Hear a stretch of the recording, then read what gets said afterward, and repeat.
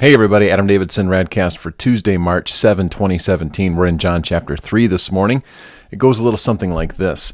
Now there was a Pharisee, a man named Nicodemus, which is a name that really should be more popular than it is these days. Nicodemus was a member of the Jewish ruling council. He came to Jesus at night and said, "Rabbi, we know that you are a teacher who has come from God, for no one could perform the signs you are doing if God were not with him." Jesus replied, "Very truly I tell you, no one can see the kingdom of God unless they are born again." Listen, always leave it to Jesus to throw a curveball at us.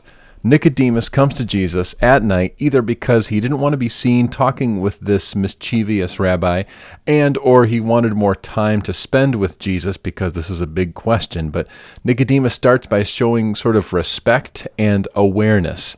And do you notice what he says? He says, I can tell that you are from God. We can tell, whoever we is, maybe it's the royal we, but we can tell that you are from God because of all the signs that you're pulling off. It's pretty cool.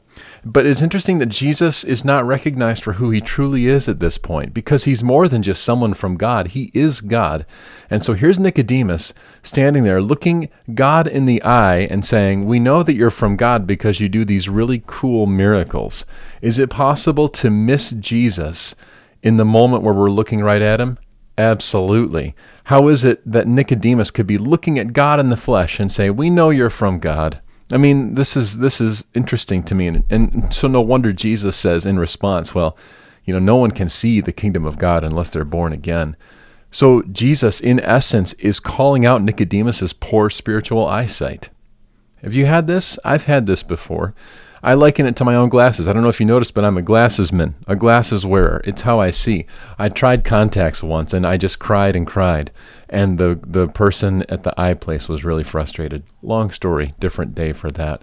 But there are times where I will suddenly realize that my glasses are filthy. It's like somebody dipped them in tapioca pudding and put them back on my face.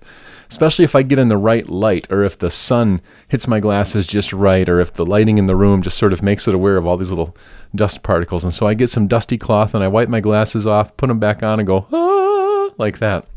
It's really weird to do that in the store, but I do it, and people just live with it or call security.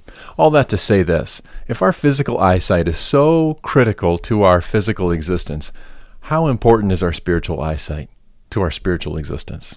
Obviously, it's critical. So the prayer for me today is, Jesus, help me to see you, not just to see the stuff you're doing and say, "Ooh, God is at work," but to see you as I walk this day today. That's RadCast. See you tomorrow.